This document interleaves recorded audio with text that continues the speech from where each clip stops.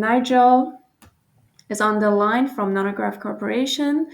Nigel Becknell is Director of Technology Development at NanoGraf, and his talk today would be on silicon oxide anode materials, performance levels, and technology roadmap.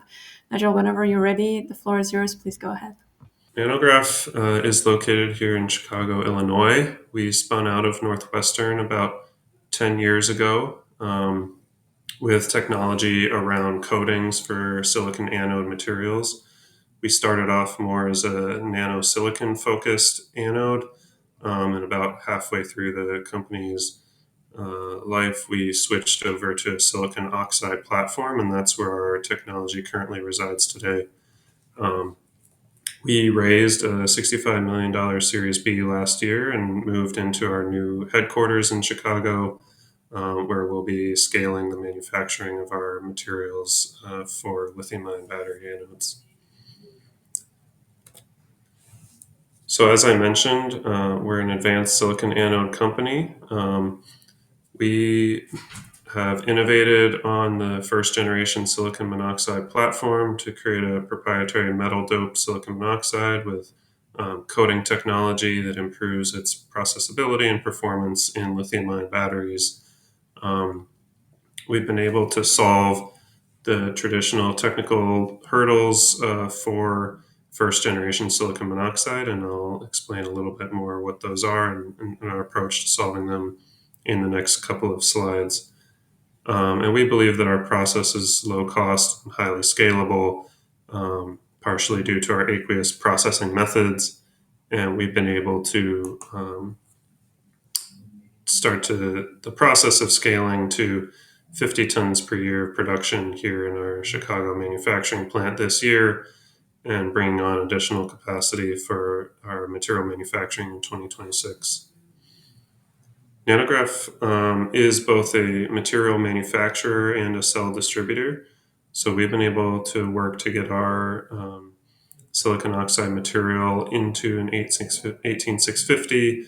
It's one of the world's most energy dense 18650 cells with a 3.8 amp hour capacity. This was primarily sponsored by the US Department of Defense for applications in military communications.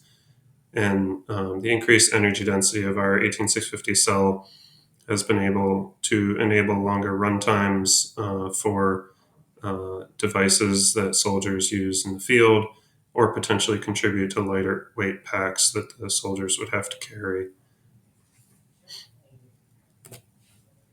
So in the commercial silicon anode market, we see two general categories for silicon anode materials.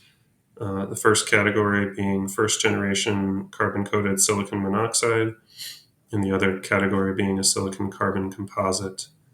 So I'll just go through some of the challenges that a bunch of awesome companies around the world are working on solving for these two types of materials.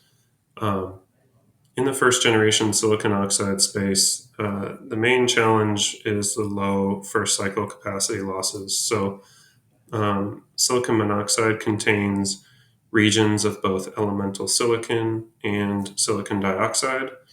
And those regions of silicon dioxide on the first cycle will form silicates that are not able to reversibly cycle the lithium, leading to low FCE on the first cycle.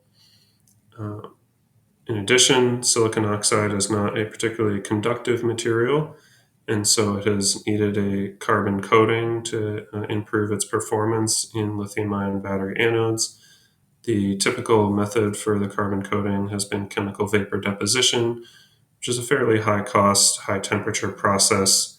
In addition, these carbon coatings tend to crack after multiple cycles of swelling and deswelling of the silicon material.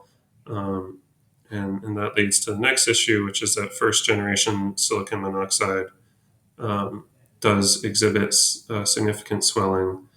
The stress and strain of swelling and deswelling over cycling leads to cracking of silicon monoxide and exposing new surface area and formation of new SEI via reaction with the electrolyte.